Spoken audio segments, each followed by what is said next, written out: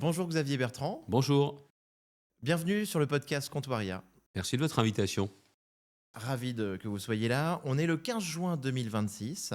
Xavier Bertrand, vous avez été ministre du Travail, Oh, vous ministre avez de de la la mémoire, Santé. vous. C'est vrai, j'ai révisé. Mais ministre du Travail, ça nous intéresse. Vous êtes aussi président du Conseil régional des Hauts-de-France. Et vous avez accueilli le sommet européen de l'IA. Donc, super initiative. 1 an et demi après le sommet pour l'action sur l'intelligence artificielle, qui est en février 2025. Merci d'être ici. Xavier, première question. Quel outil d'IA utilisez-vous au quotidien? Et votre dernier prompt, c'était quoi? Plutôt Claude. J'ai essayé différents modèles, mais je suis venu sur Claude, principalement. Mon dernier prompt, c'était hier.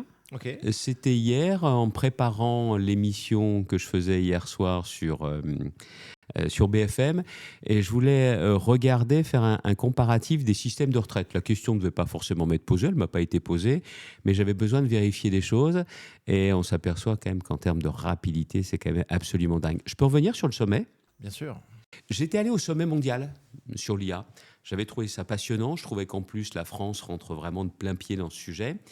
Et ce qu'a fait Macron, vous savez, je ne suis pas un soutien du président de la République, mais franchement, ça avait de l'allure et du sens. Qu'il y ait tout le monde et que Paris devienne cette capitale de l'IA. Au Grand Palais. Exactement, au Grand Palais. Et puis aussi à l'école 42 également, il y avait aussi une partie. Donc j'ai fait les 2 jours.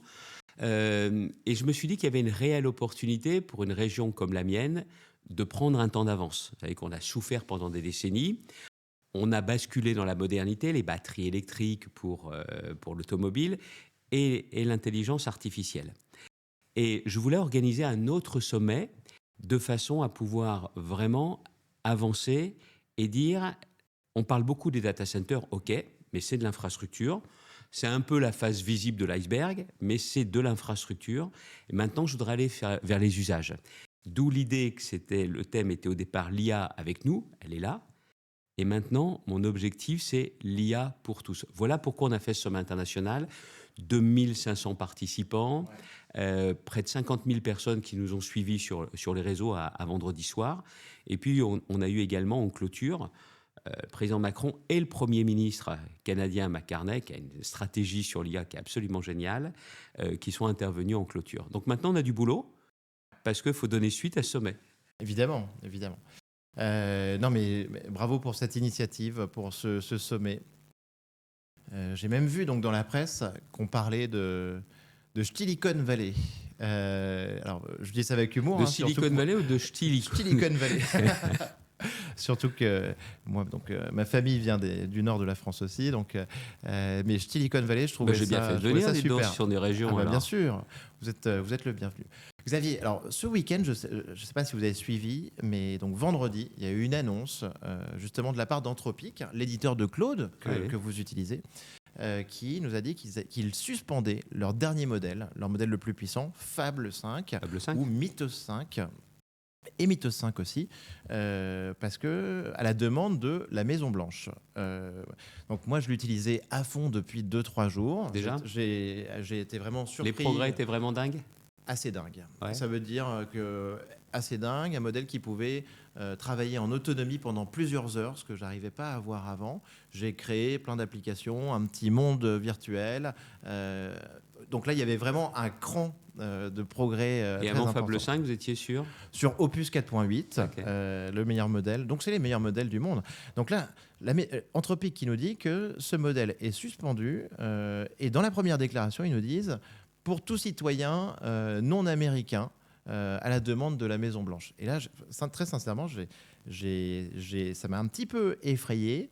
Et je me suis dit, waouh, l'IA, en fait, maintenant, ça devient une question de passeport et plus une question de carte bleue. Et on risque tout simplement de plus pouvoir avoir accès à ce meilleur modèle du monde américain. Ce week-end, on ne sait toujours pas exactement ce qui s'est passé, mais en tout cas, je trouve ça assez fou Et je me suis dit, en fait, finalement, Anthropic, et le modèle Fable 5, ça me donne l'impression qu'il appartient en fait aux États-Unis et pas à une société privée. Ouais, enfin, plusieurs choses. Déjà, il joue un jeu dangereux, Trump. Il joue un jeu dangereux parce que il fait ça. Je sais qu'il y a en plus certaines idées à Washington, en Californie.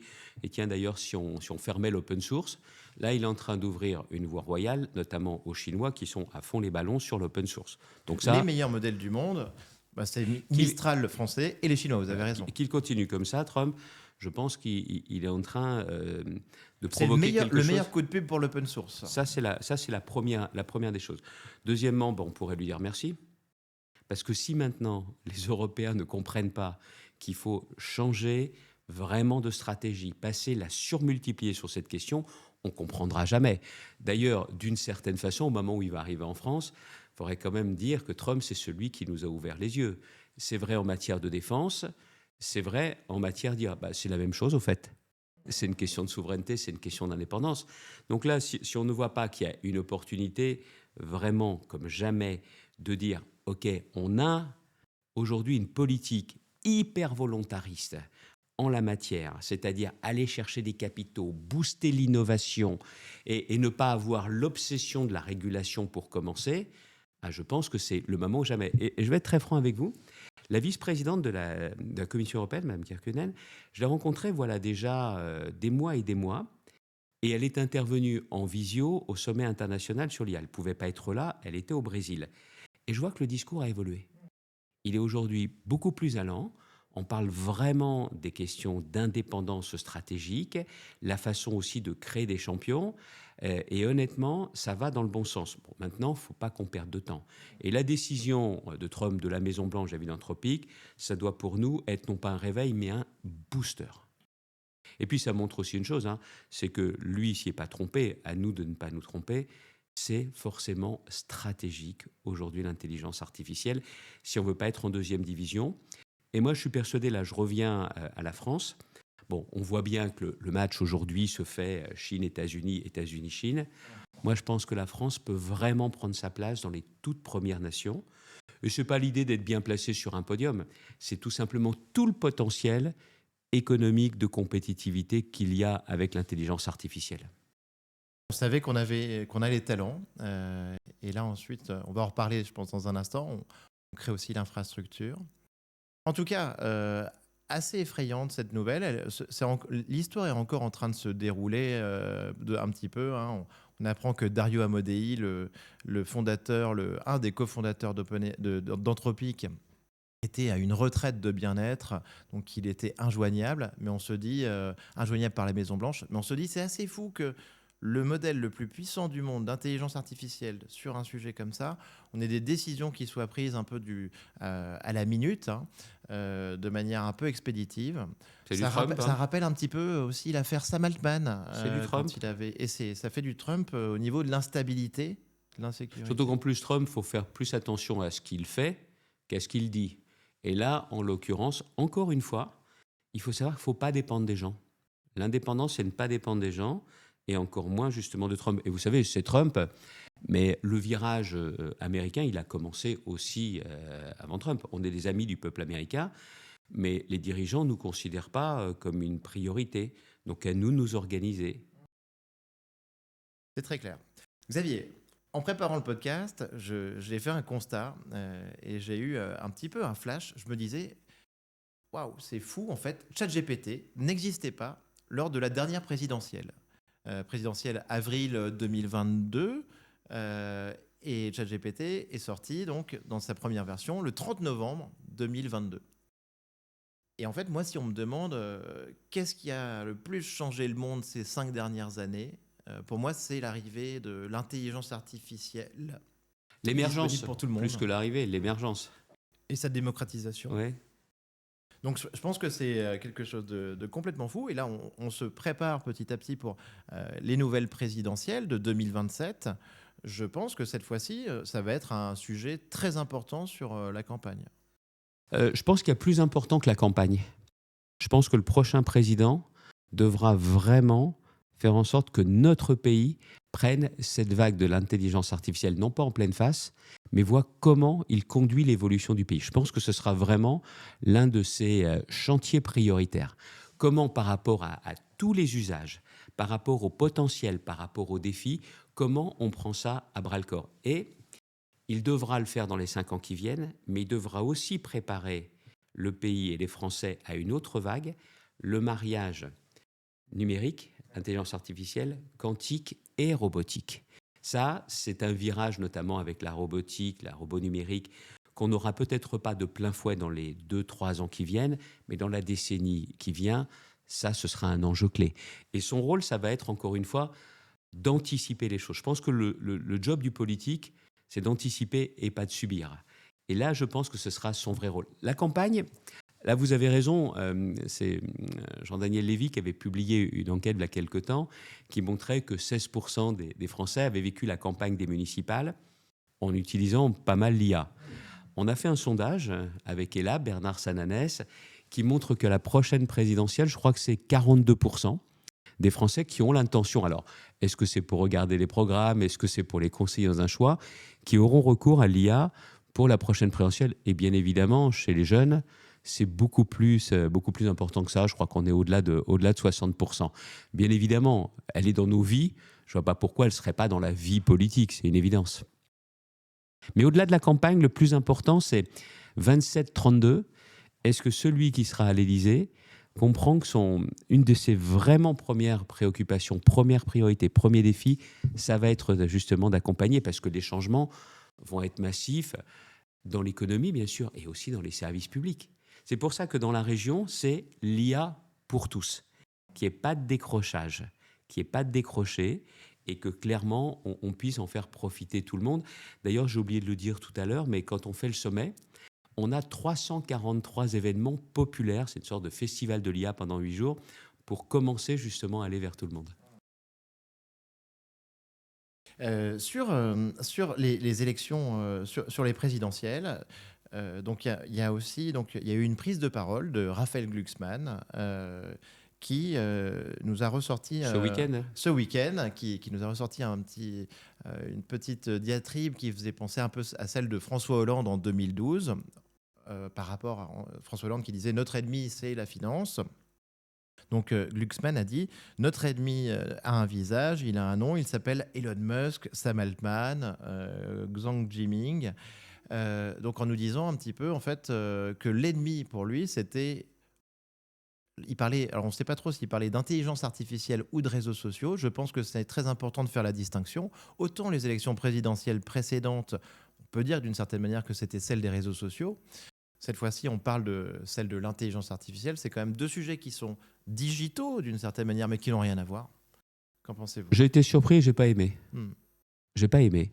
Parce que dans ceux qui étaient dans sa salle, à mon avis, il y avait une très très large majorité qui, dans leur poche, recevaient des messages sur Twitter ou utilisent chat. Pas se raconter l'histoire. Ouais, donc j'ai pas compris. Et puis en plus, le fait de marier les deux, vous l'avez dit, là, réseaux sociaux, c'est du grand n'importe quoi. Quand même pas la même chose. Ah ouais. Comparer Altman à Musk, c'est à mon avis... Alors je comprends, c'est un effet de tribune et tout ça. Et puis il y a autre chose, quand il dit c'est nos ennemis, on va faire quoi ? Allez, ça y est, là, on commence à faire une ligne Maginot, là, on avait vu l'efficacité en 40. C'est ça qu'on va faire ? Puis j'ai aussi tendance à le dire. Bon, aujourd'hui, on est en 2026, hein, on n'est pas au Moyen-Âge. Et il ne s'agit pas d'aller tous dire « Oh là là, il y a l'IA qui arrive, là, les envahisseurs arrivent, on se réfugie dans le donjon, on remonte le pont-levis, on prépare l'une-bonne. » C'est du grand n'importe quoi. Et donc, de dire « On est en guerre contre l'IA », mais c'est pas savoir aujourd'hui ce que font les gens dans leur usage déjà quotidien. Les Français l'ont dans la poche. Donc, est-ce qu'on leur donne des clés pour continuer d'une certaine façon à nous organiser, à organiser l'IA, ou est-ce qu'on dit il faut le sortir de la poche et il faut tout couper, retourner au Moyen-Âge, c'est n'importe quoi. Non, franchement, ça m'a étonné de lui et j'ai pas aimé cette confusion. Merci Xavier. Je pense que c'est très important en tout cas de ne plus faire cette confusion dans les mois qui viennent, parce que c'est dangereux d'associer ça. Et il y a plein de débats très importants sur l'utilisation des réseaux sociaux par les jeunes, ou la dépendance qu'on peut en avoir. Mais l'intelligence artificielle, c'est quelque chose de différent. Xavier, alors là où je suis très content de vous recevoir, on parlait de ce sommet pour l'action, de ce sommet européen sur l'IA, mais c'est aussi évidemment donc, les annonces que vous avez faites sur les data centers. Donc on parle d'un investissement de la part de SoftBank de 45 milliards d'euros. Ce ne sont pas les seuls. Très bien. On a Nebus, on en a d'autres. Oui. On a Brookfield avec Data 4 pour lesquels on a signé avec la ministre cette semaine. Et il y en a d'autres. Il y en a d'autres parce qu'on a 4 fast track, c'est-à-dire, vous savez, raccordables rapidement. Et dans fast track, j'insiste sur un point. Fast, ce n'est pas là par hasard. Hein. C'est-à-dire qu'on peut se plugger très rapidement sur le réseau. On bosse vraiment bien avec l'État et avec RTE. Et en tout, on a une capacité de raccordement dans la région de 6,5 gigas. Alors j'avais moi au début 3,1 on a plus que ça. gigawatts et là on parle de 6 gigas. Excellent. Génial. On peut parler des data. Oui. Parce que je suis pas fou et j'entends.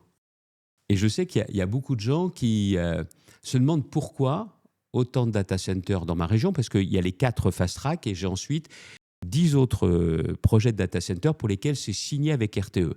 Donc voilà ce qui nous fait cette puissance raccordable de 6,5 gigawatts. On parle donc de data centers qui n'existent pas aujourd'hui. Ce n'est pas des data centers qu'on connaît. Pourquoi ? Parce qu'aujourd'hui, les data centers sont sur le cloud. Quand j'ai des porteurs de projets, je leur dis attention, moi, ce n'est pas du cloud qui m'intéresse, c'est l'IA, c'est la puissance de calcul de l'IA. Mais j'entends beaucoup de choses. Ça va consommer du terrain. Moi, dans la région, j'ai encore du terrain. J'entends, ouais, il n'y a pas d'emploi dans les data centers. Ah oui, évidemment. Data center, il y a une personne qui vient le matin appuyer sur le bouton et qui le soir vient éteindre. C'est du grand n'importe quoi. Il y a beaucoup d'emplois pour les construire, mais ça dure qu'un temps. Il y a des centaines d'emplois pour le faire tourner, mais vous y ajoutez les centaines d'emplois des clients, les utilisateurs de data center qui viennent tous les jours. Et en plus, sur chacun des data centers de cette taille-là, nous allons mettre en place un campus formation, emploi, métier de l'IA. Donc, c'est pour ça que, contrairement à ce que certains pensent, ce n'est pas une immense boîte à chaussures vide qui va prendre effectivement l'électricité des voisins. Il n'y a personne qui aura de coupure parce qu'on aurait décidé d'alimenter justement les data centers. En plus, on est une région, on a la centrale de Gravelines, et ça faisait des années que je me battais pour qu'on ait aussi les EPR2, les nouvelles centrales, qui n'est pas seulement les Normands, mais nous, ce qui nous permet d'avoir cette énergie décarbonée. Et je veux aussi dire à ceux qui disent « Ouais, mais les data centers, s'il y en a besoin, pourquoi on ne les met pas loin de chez nous, dans d'autres pays européens ou à l'autre bout du monde ?» Si on veut des garanties, vaut mieux que ce soit chez nous. Parce que sur tous ces data centers, comme je sais que les porteurs de projets cherchent vraiment des terrains et des endroits où s'installer, on a posé des conditions. 1, l'énergie fatale, elle est reversée dans les réseaux de chaleur. 2, les entreprises de la région bénéficieront d'un accès privilégié à la puissance de calcul. Et accès privilégié, ça veut dire des conditions contractuelles intéressantes et la souveraineté des données. Et si c'est à l'autre bout du monde, il n'y aura aucune garantie sur la souveraineté. Et si c'est en plus dans d'autres pays européens, par exemple, on n'aura pas les recettes fiscales. Ensuite, il y a les emplois, je vous en ai parlé, et je veux aussi qu'il y ait une partie de la puissance de calcul qui soit pour mes universités et mes écoles supérieures. Donc, on a posé toutes ces conditions. Bien évidemment, elles ont été acceptées. Et c'est pour ça que si les data centers, c'est de l'infrastructure, derrière ça, ça nous permet d'avoir des garanties qu'on n'aurait pas autrement. Donc, voilà pourquoi, au-delà des milliers d'emplois qu'il y aura avec tous ces data centers, c'est aussi une façon de faire bénéficier ma région, clairement, de cette puissance de calcul de l'IA, ce n'est pas du cloud, et puis aussi d'être aux avant-postes de la stratégie nationale et aussi européenne. Génial. Alors moi, je trouve ça fantastique, surtout que je sais que ça pouvait prendre du temps de débloquer l'accès aux infrastructures SoftBank, par exemple. SoftBank, je m'étais rendu au Japon depuis plusieurs années, mais quand à un moment donné, ils disent « Ok, nous, on veut venir », on a mis 1 mois et demi à vraiment se mettre d'accord. Parce que vous parliez tout à l'heure de... Quand est-ce que vous avez commencé ces négociations ? Avril, avec SoftBank. Okay. Ils sont intéressés pour venir en France. Au début, ils sont sur l'un des sites dans la région. Et puis après, il y a un deuxième, un troisième. Et je leur dis aussi, s'il y a un troisième, je voudrais qu'on parle aussi robot. De façon à pouvoir aussi positionner clairement la région sur ces sujets-là. Voyez... Super. Vous avez dit tout à l'heure, j'ai une expérience de ministre, parce que vous avez une bonne mémoire. Je suis président de région, mais j'ai aussi été entrepreneur pendant plus d'une dizaine d'années. Et aujourd'hui, je sais que le rôle du politique, c'est de favoriser les créations d'emplois et de favoriser justement la création de richesses. Et l'idée pour ma région, c'est de prendre un temps d'avance. Nous qui longtemps avons été regardés comme la région qui avait du retard. Depuis 10 ans, il y a un changement.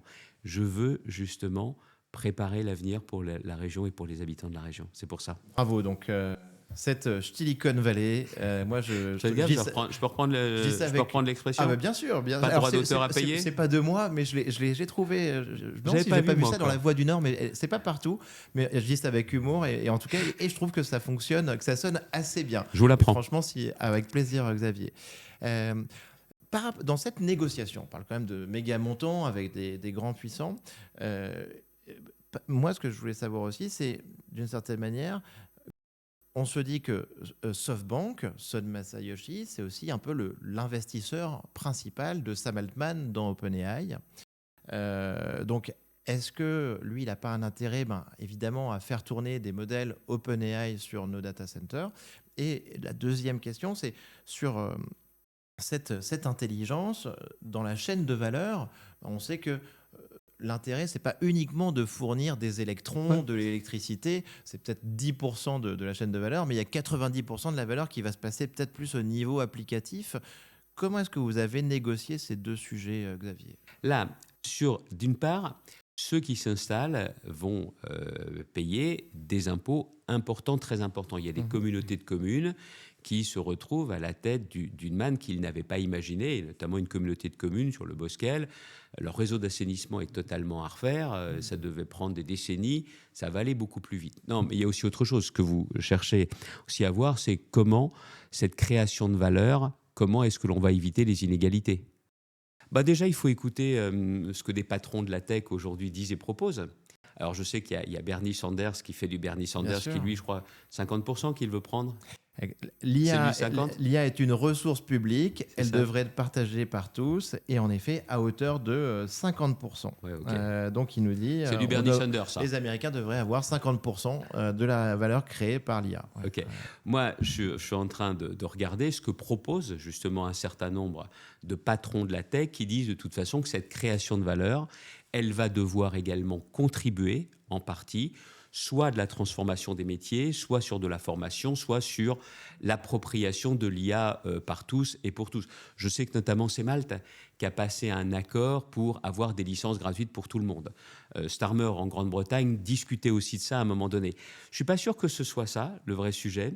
Je pense que le vrai sujet, ça va être l'appropriation et la formation. Donc il n'y a qu'une partie de la valeur qui soit utilisée pour ça. Ça me semble une évidence. D'ailleurs, ils sont les premiers à le proposer. Parce que là où il faut faire attention, c'est qu'on est déjà dans une société très fracturée, avec des inégalités importantes, qu'on fasse attention à ce que l'intelligence artificielle n'accentue pas ces fractures. Je crois que c'est Olivier Babot qui avait donné cette image, vous savez, du cas. C'est-à-dire que si on ne fait pas attention, il y a une partie de la population, ce sera la barre montante du cas, et l'autre, qui sera très importante, qui sera ceux qui ne profiteront pas de l'IA, et ça va accentuer les divergences. Le rôle du politique, c'est de faire attention à ça et qu'on n'ait pas un creusement des inégalités. Que ce soit des politiques publiques, oui, que ce soit des financements qui soient assurés par la création de valeur de l'IA, ça me semble du bon sens. Bien sûr. Mais vous avez bien raison. En tout cas, donc... c'est certain que ça nous fait nous poser beaucoup de questions sur l'éducation. Et ça c'est un sujet donc fondamental. On retrouve un petit peu cet exemple de la lettre K avec ses deux barres. Moi j'ai vu une phrase de Mark Cuban, donc un milliardaire de la tech américain, qui nous dit l'IA, en fait, d'une certaine manière, ça peut vous permettre, ChatGPT, de ne plus jamais avoir à rien apprendre. Vous pouvez vous reposer sur ChatGPT pour tout, pour n'importe quelle communication professionnelle ou dans la vie courante. Ou de l'autre côté, ça peut vous permettre de tout apprendre sur tout. Et d'une certaine manière, on a cette scission. Donc, il faut choisir un petit peu son camp, savoir comment l'utiliser. Ça peut être un formidable outil d'éducation, mais il faut lancer le mouvement un petit peu. Ouais, il faut que l'IA rentre à l'école. Toujours dans le sondage que l'on a réalisé, 7 Français sur 10, je crois que c'était 7, je vous le dis de mémoire, mais le sondage est lable, il est en ligne, il est en open source. Et donc, les Français veulent que l'IA arrive à l'école. Pourquoi ? Parce que si ça ne rentre pas dans le système éducatif, on va passer à côté de quelque chose. Et je ne parle pas des pays qui, eux, l'ont bien évidemment compris et le mettent en place. Alors attention, il y a les élèves et puis il y a les professeurs. Et là, j'en ai beaucoup parlé en direct avec le ministre Geffrek, qui est d'accord. Il me dit compliqué, enfin, c'est un mouvement énorme. Donc, on a décidé de lancer le mouvement chez nous. Il y aura la possibilité de passer un diplôme universitaire sur l'intelligence artificielle pour les professeurs qui le voudront, parce que c'est forcément sur la base du volontariat. Le Code de l'éducation ne permet que cela aujourd'hui concernant l'intelligence artificielle. Et pour accélérer le mouvement, la région va financer, va prendre en charge, va payer les droits d'inscription pour ces professeurs. Ça leur permet à eux d'avoir diplôme universitaire, de maximiser justement leurs compétences et la possibilité justement d'intégrer ça à la pédagogie. Ça ne va pas remplacer les profs, bien évidemment, mais ça va permettre d'avoir un autre dialogue entre les jeunes qui l'utilisent en dehors des cours et de pouvoir l'utiliser dans les cours avec des professeurs qui justement voient bien ce que ça donne. Moi, je ne suis pas éducation nationale, mais je suis toujours professeur. Je suis depuis 30-35 ans. Et je trouve que donner des cours à l'heure de l'IA, c'est quelque chose qui est vraiment intéressant. Alors, on peut préparer ses cours avec de l'IA, ok. On peut perfectionner, améliorer les cas pratiques. Et puis, on peut aussi donner des clés aux étudiants, de montrer justement que l'IA ne doit pas empêcher de révéler leur personnalité, de montrer leur curiosité et de faire en sorte qu'il y ait toujours des différences entre eux.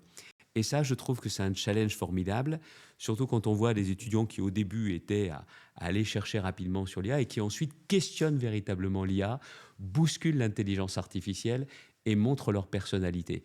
Et quand vous voyez justement qu'ils prennent du plaisir à marquer leurs différences, c'est génial. Merci Xavier. Et oui, donc vous m'avez dit que vous enseignez en effet, que vous donniez et que vous enseignez notamment sur le rapport étudiants. au travail, parce que je trouve ça passionnant. C'est la raison pour laquelle, dans ce rapport au travail, je me suis assez vite passionné sur les transformations qu'il y aurait avec l'intelligence artificielle. Il y a une bonne majorité de Français qui pensent que c'est une révolution, d'autres que c'est une évolution. On voit bien aussi les questions qui sont posées sur le monde du travail. Et moi, mon job en tant que responsable politique, c'est de voir les inquiétudes qu'il peut y avoir, c'est vrai, d'apporter des réponses, mais aussi de voir comment on peut clairement profiter des atouts de l'IA. Pour la région, on va, au titre de la formation professionnelle, qui est la compétence de la région, former 20 000 personnes au métier de l'IA. Et on a signé un partenariat avec France Travail, avec Thibaut Gully, le patron de France Travail. D'ici fin 2027, on a 25 000 demandeurs d'emploi qui vont pouvoir bénéficier de l'IA pour leur recherche d'emploi. Alors vous allez me dire, ouais, il y a déjà des bases de données, on sait quels sont les emplois disponibles. Oui, c'est vrai. Mais l'IA va permettre de voir vraiment très vite et de façon très efficace, assez sûre également, comment on va pouvoir faire matcher votre profil avec les offres d'emploi, que ce soit les conditions de trajet, que ce soit les horaires et autres. Et ça, je pense que ça va être un vrai plus. Même si je sais, comme il y a beaucoup de travail, j'ai décidé de m'engager dans autre chose. C'est-à-dire qu'il ne faut pas avoir de retard sur cette question-là. Et j'ai décidé à la rentrée qu'on aura une conférence sociale avec les partenaires sociaux pour parler déjà au niveau de ma région de ce dialogue social technologique, qu'avec cette transformation qu'il y aura notamment de certains métiers, comment on l'accompagne et comment on l'anticipe. Et parce qu'il a beaucoup d'appétit sur ces questions, il avait été avec Anne Bouvreau, l'un de ceux qui ont préparé le sommet mondial. C'est Philippe Aguillon qui a accepté justement de présider cette conférence sociale. Super, parce qu'en effet, l'IA nous pose beaucoup de questions sur l'emploi. On ne sait pas vraiment comment ça va évoluer dans les années qui viennent. Pour l'instant, on n'a pas encore assisté à des destructions massives. Vous ne croyez pas à la fin du travail? Non, je ne crois pas à la fin du travail. On ne sait pas trop. Ce qu'on sait, c'est qu'on a... et c'est encore difficile, mais on a, par exemple, un graphe théorique qui est sorti là d'Anthropic qui nous donne par exemple l'impact théorique de l'IA sur les métiers et l'impact observé. C'est ce graphe-là ? Ce graphe-là, il est assez bien fait. Et alors, ce qu'il y a, c'est qu'on se dit, tiens, il y a plein de jobs, de professions pour lesquels en fait on avait fait des études assez longues, nos parents étaient assez fiers de nous, et c'était un petit peu le débat qu'on avait sur l'IA qui prend la main sur les cols blancs avant les cols bleus, Les la cols première blancs. surprise qu'on a eue.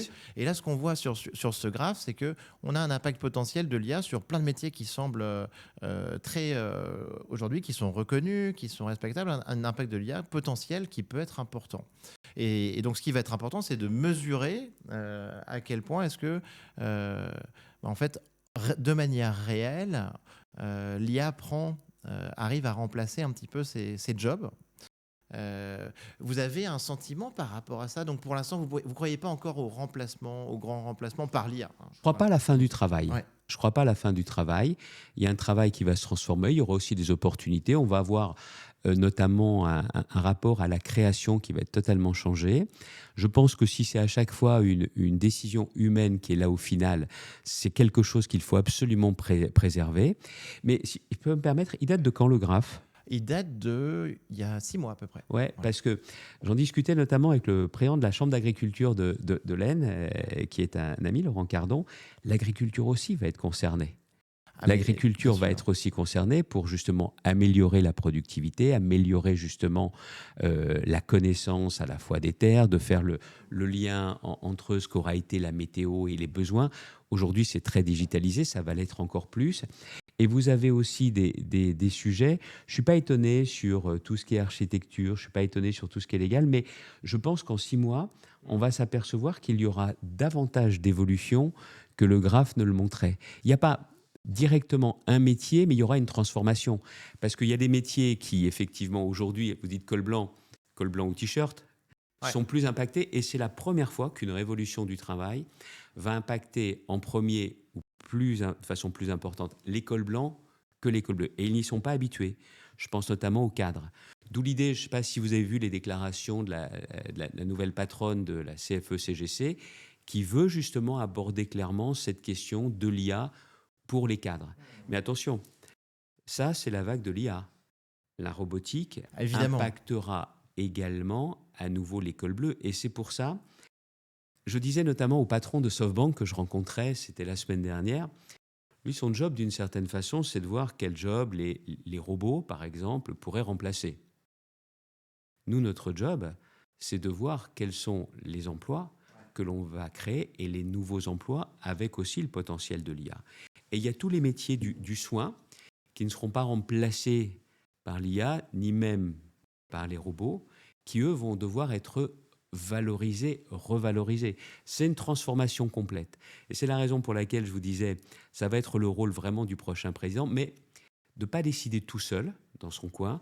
Il va vraiment falloir engager toute la société pour avoir cette réflexion.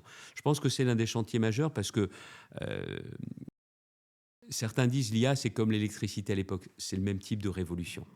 Métier du soin, métier d'enseignant. Aux États-Unis, on avait vu quelques mouvements justement sur des jeunes qui s'orientent plus sur des métiers manuels. Moi, personnellement, je pense que c'est plutôt une erreur dans le sens où il peut y avoir de l'emploi en effet sur ces métiers, mais avec la robotique dont vous parliez, d'ici quelques années, je pense que ça risque d'être... ça peut être aussi très challengé. Mais on nous avait dit qu'avec l'automatisation, ce serait la disparition du travail de production, tout ça. C'est pas vrai. Mais encore une fois, le maître mot, c'est anticiper, imaginer. Et c'est la raison pour laquelle je pense qu'il faut continuer. On va continuer le sommet international pour essayer à chaque fois d'imaginer ce que peut devenir justement le monde du travail. Mais il n'y a pas que le monde du travail. Il y a aussi les liens. Il y a tout un débat. L'IA et la solitude et les solitudes, en faisant aussi attention à ce que l'IA ne remplace pas complètement la dimension humaine, cette dimension, comment dirais-je, relationnelle qui est importante. Tous les aspects devront être pris en compte. C'est pour ça que c'est devenu un vrai sujet pour toute la société. Et pas seulement pour les sociétés, les entreprises. Mais je pense que les entreprises sont très conscientes de ça, parce qu'aujourd'hui, l'entreprise, c'est peut-être encore plus ce qui fait société. Et je pense qu'il faut aussi accompagner les chefs d'entreprise, que ce ne sera pas que les très grandes entreprises, mais tout le monde. Et les chefs d'entreprise, moi, mon activité principale en dehors du podcast, c'est que je fais de la formation sur l'IA. et je le vois auprès des chefs d'entreprise, justement, c'est un petit peu une responsabilité de leur part aussi de former leurs collaborateurs à l'intelligence artificielle. C'est-à-dire que tout le monde l'a, au niveau pro, au niveau perso, dans sa poche, même accessible gratuitement avec ChatGPT, Mistral et autres. Mais les former, il y a un vrai rôle, en effet, des entreprises sur ce sujet-là. L'entreprise, aujourd'hui, elle fait société. On l'avait vu au moment du Covid, et pas seulement. Il y a une relation à l'entreprise, même s'il y a de nouveaux besoins, conciliation, vie privée, vie perso, c'est vrai. Mais quand même, l'entreprise inspire confiance, plus que la société, tant il y a un déficit de confiance aujourd'hui. Ce n'est pas une fatalité, c'est pour ça que je continue à m'engager en politique. Mais l'entreprise a conscience de cela. Mais peut-être qu'un accompagnement, un petit coup de main n'est pas inutile. On a décidé dans la région d'avoir un potentiel de 1000 PME, parce que les très grands groupes ont compris l'intérêt, 1000 PME sur lesquelles on va pouvoir les accompagner sur ce que vous dites, formation, mais aussi transformation de leur entreprise avec l'intelligence artificielle.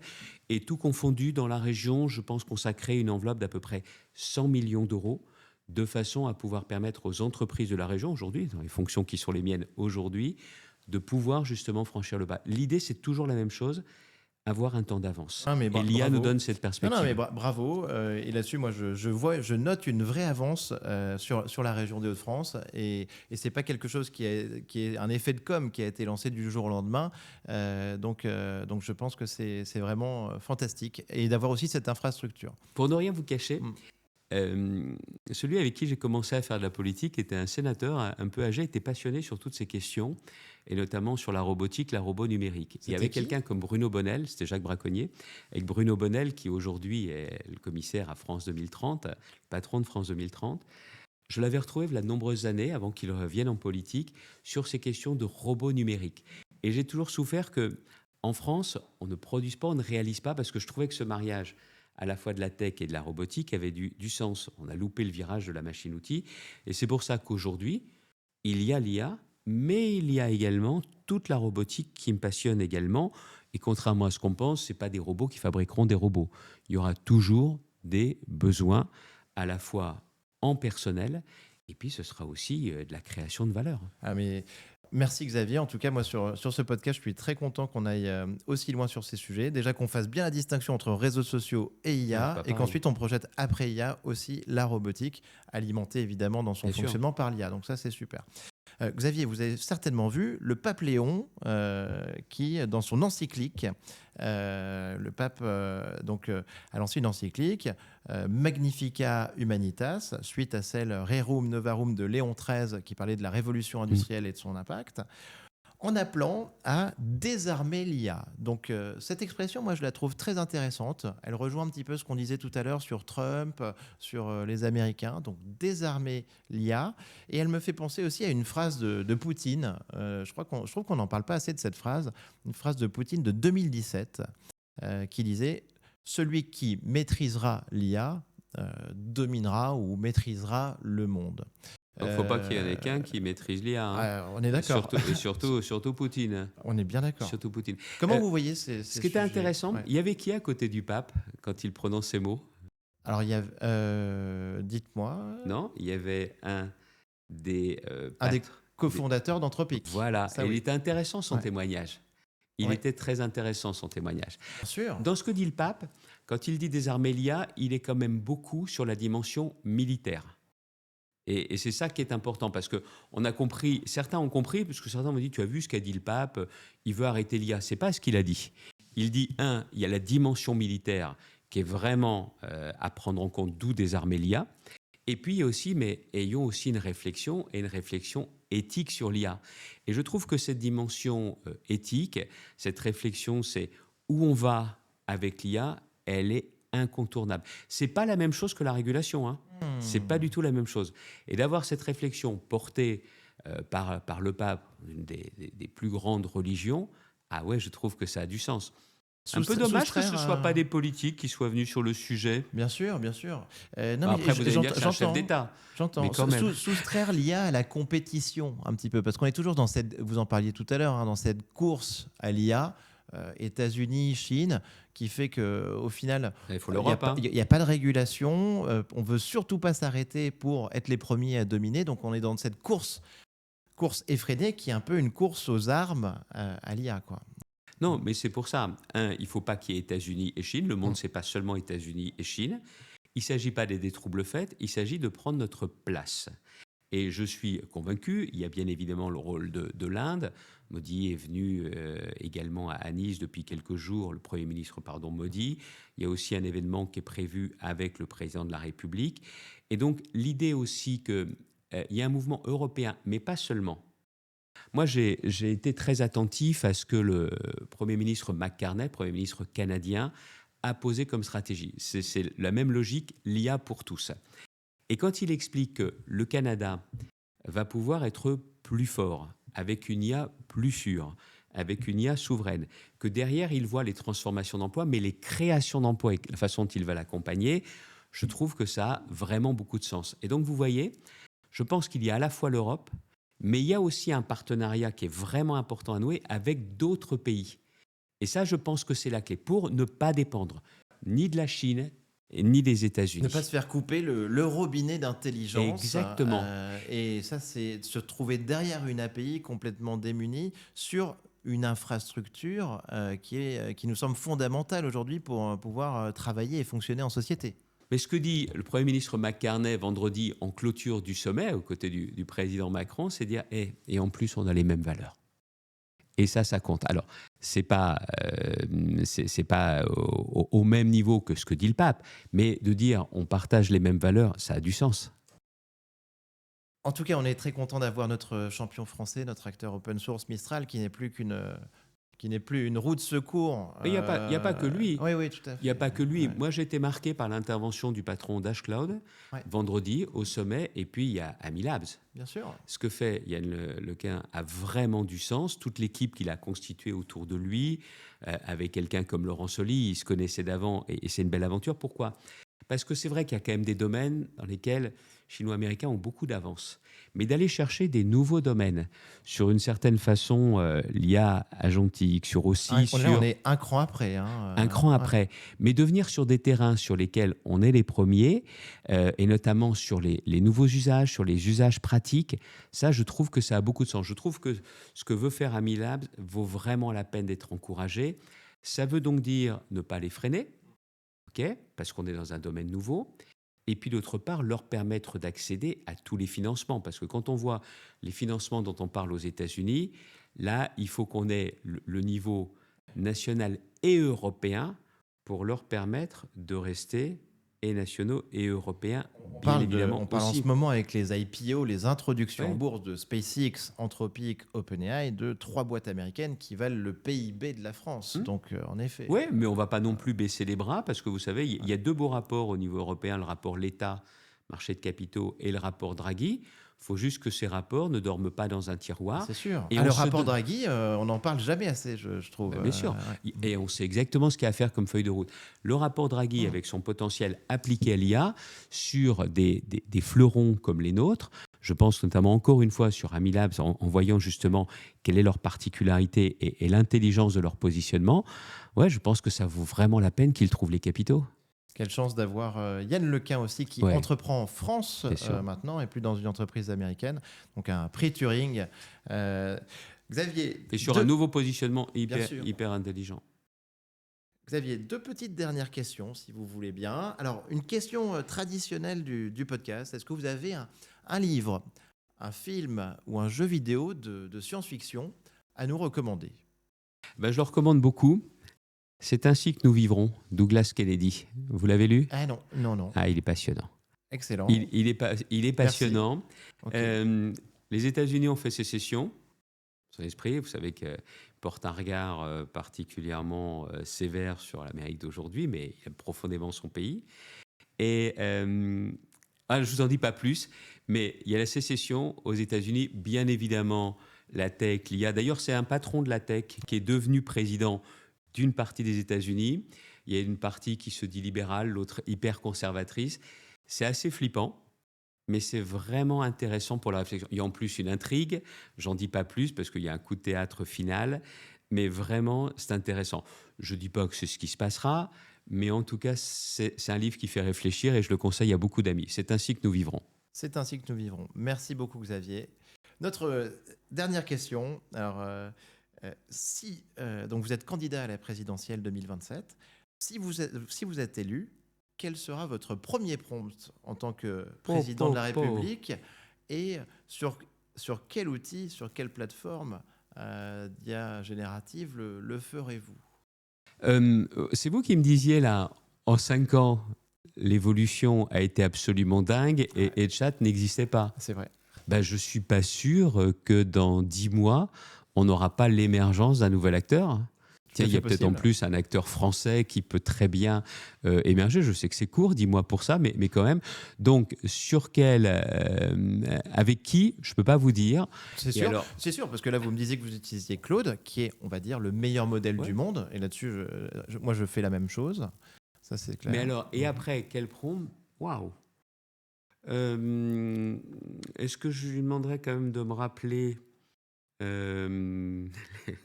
les dates du match du RC Lens pour quand même pas louper les résultats? Lens et Lille, je suis amoureux de foot ou de basket.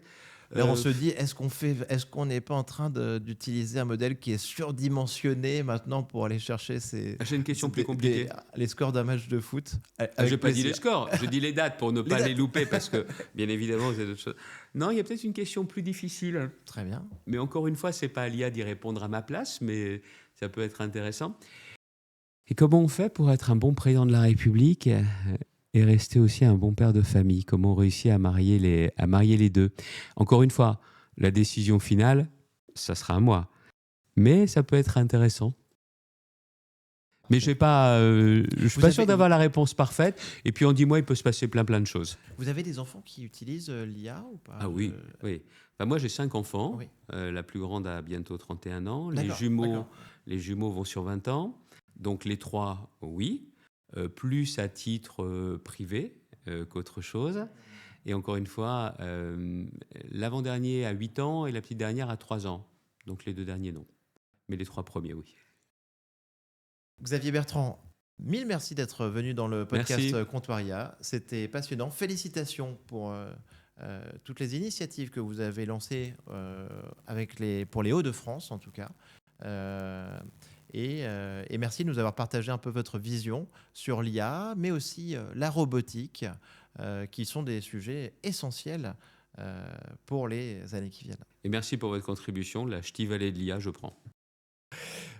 Silicon Valley, on y va. Merci beaucoup Xavier Bertrand. Merci. Bravo, vous avez écouté cet épisode de Comptoir IA jusqu'au bout. Pour me soutenir, merci de le partager à 2 amis ou de le relayer sur les réseaux sociaux et de le noter 5 étoiles avec un commentaire sur Spotify ou Apple Podcast.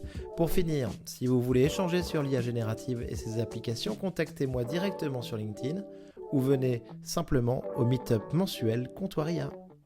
À bientôt.